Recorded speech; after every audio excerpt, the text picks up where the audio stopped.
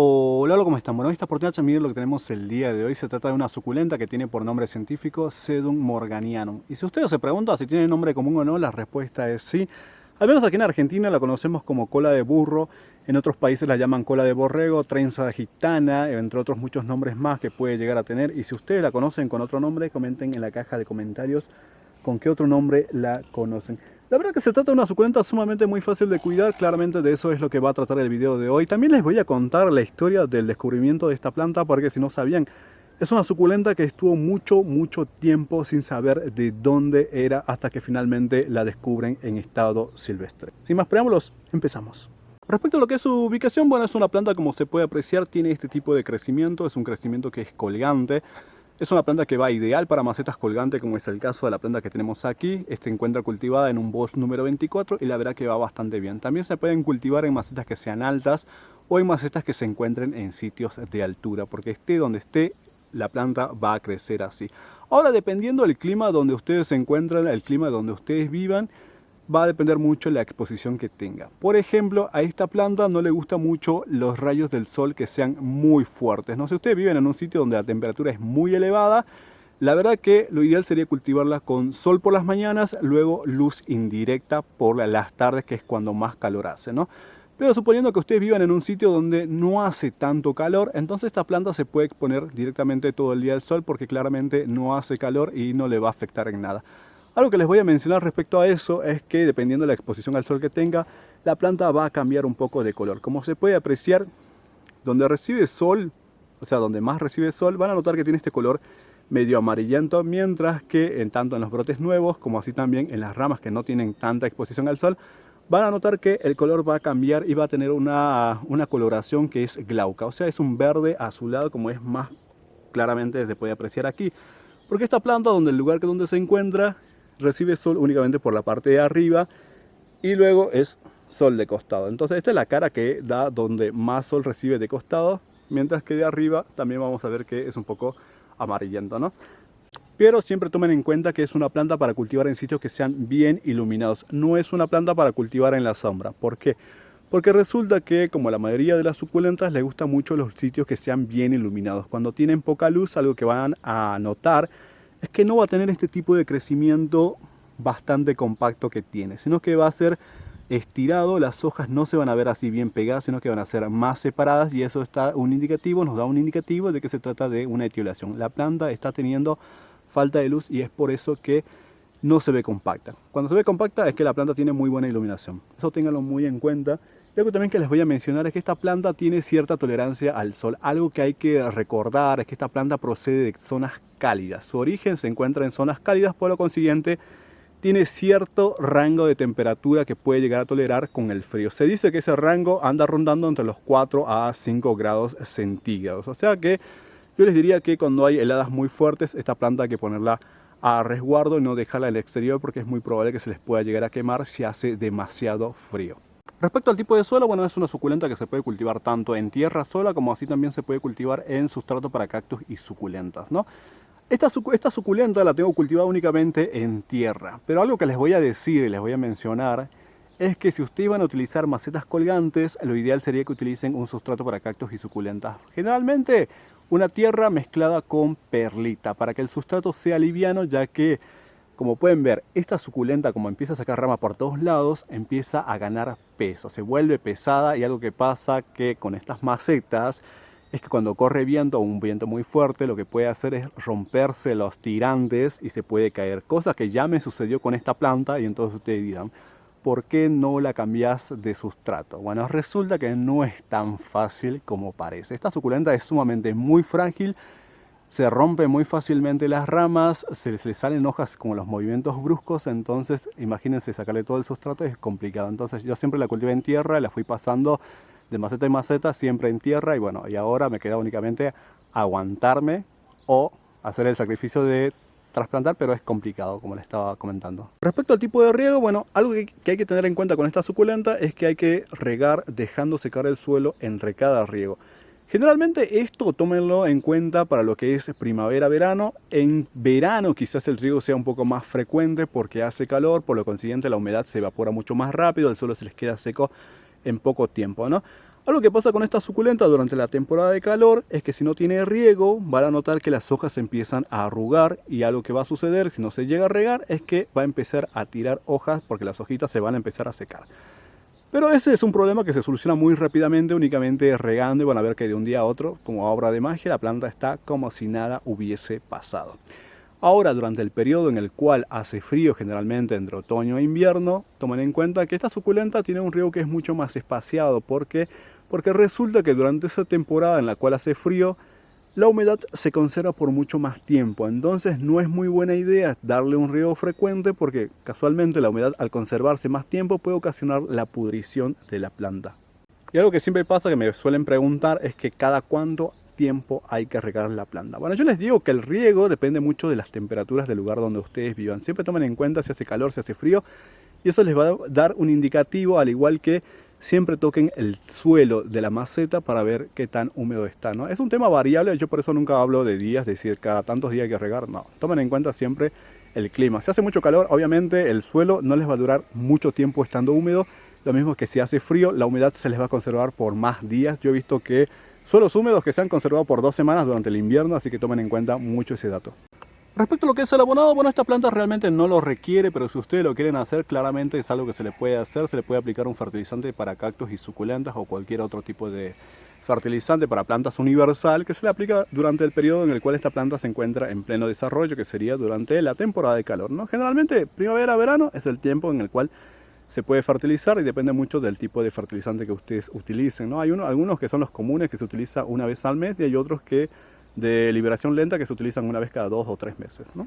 Respecto al tipo de poda, bueno, esta planta realmente no se poda, pero algo que sí se le puede hacer es cortar ramas que se encuentran enfermas, ramas que se encuentren secas o ramas que se encuentren dañadas. Luego, normalmente esta planta va a crecer así, con innumerables ramas. Algo que les voy a mencionar y les recalco, no sé si lo mencioné: no toquen la planta porque es una planta que es pruinosa y se le puede salir la pruina. Respecto a lo que son los trasplantes, bueno, los trasplantes se realizan cuando la maceta ya les ha quedado pequeña. Normalmente lo que vamos a notar es que las raíces empiezan a asomarse por el orificio de drenaje, ¿no? Al igual que hay que tomar en cuenta que cuando las vendes son plantas que son pequeñas generalmente y no tienen este tipo de porte colgante, ¿no? Generalmente las macetitas son 6-8 centímetros, que vienen para poner en una mesada o en algún lugarcito, que no tiene tanto crecimiento a la planta que les venden, ¿no?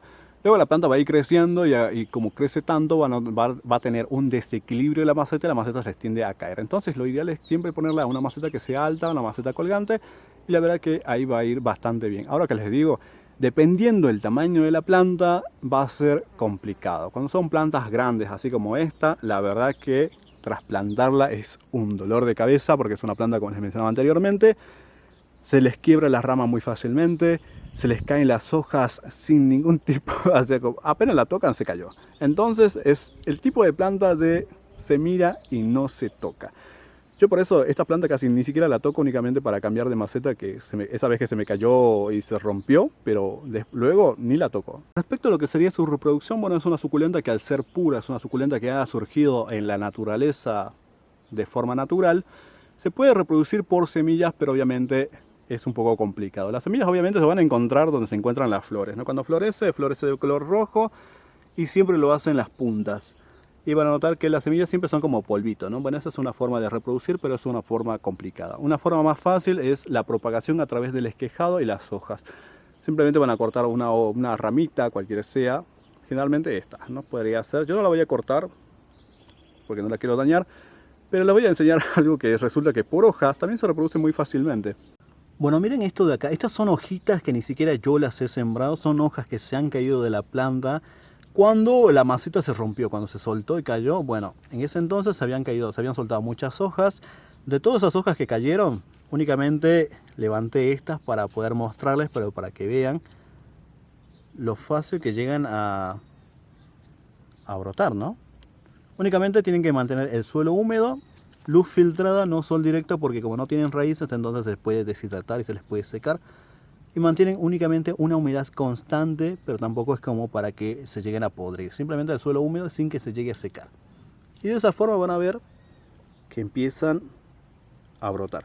Respecto a las plagas y enfermedades, bueno, resulta que esta suculenta es sumamente saludable. Es una suculenta que es bastante resistente, bastante noble, no tiene muchos problemas con plagas, pero puede llegar a tener los mismos problemas que otras suculentas. Por ejemplo, cochinilla algodonosa. La cochinilla algodonosa le gusta mucho este tipo de plantas que tienen este tipo de crecimientos, ¿no? Que sean muy voluminosas, que tengan muchas ramificaciones, sean voluptuosas. Como pueden ver, prácticamente la base no se ve porque está cubierto de ramificaciones. Bueno, entonces la cochinilla algodonosa le gusta mucho este tipo de plantas así, rosetas compactas, hojas muy apretadas, crecimiento muy lleno, ¿no? Entonces esas son sus preferidas.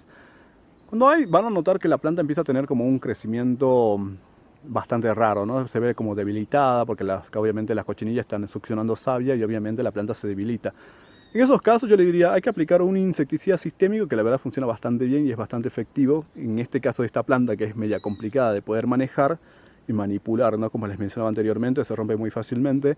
También se puede utilizar jabón potásico, pero hay que hacerle varias aplicaciones para que pueda tener efecto. Algo que les voy a decir, no utilicen aceite de neem con esta planta porque, como les mencionaba anteriormente, es una suculenta que es pruinosa. Tiene un polvillo blanco que la protege de los rayos del sol que sean muy fuertes. Entonces, si ustedes utilizan aceite de neem, lo que van a lograr es que la suculenta les quede manchada, se les va a salir la pruina, por lo consiguiente les va a quedar como si tuviese manchas de aceite. Yo les digo porque a mí me sucedió con otras suculentas pruinosas y para evitar eso les digo no utilicen aceite de neem con esta planta. Luego, otro tipo de plagas que suele ser bastante frecuentes, caracoles y babosas, pero eso depende mucho del lugar donde ustedes tengan cultivada la planta.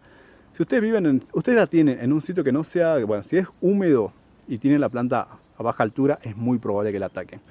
Porque los caracoles y las babosas les gustan los sitios que sean húmedos, generalmente salen por las noches, pero en sitios que no tienen mucha exposición al sol, la verdad que andan por todos lados mientras el lugar sea húmedo. En esos casos también se puede utilizar lo que sería el insecticida sistémico, que también eso evita que se la lleguen a comer.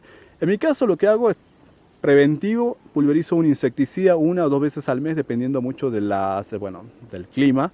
Y de esa forma prevengo que tenga cualquier tipo de plagas y la planta se ve saludable, a excepción de que ya se cayó, ¿no? Luego, otro tipo de problema que puede llegar a tener es pudrición por exceso de riego o por mal drenaje del suelo. Eso ténganlo muy en cuenta cuando cultivan en macetas o cuando la planta todavía no esté en maceta colgante, que el suelo tiene que tener muy buen drenaje porque esta planta no tolera los encharcamientos. Luego, otro dato, como les mencionaba creo anteriormente, es una suculenta que cuando las temperaturas son muy elevadas se puede llegar a quemar, ¿no? Como estamos hablando, más de 38, 39, 40 grados para arriba, es una suculenta que se puede llegar a quemar. Entonces hay que evitar eso.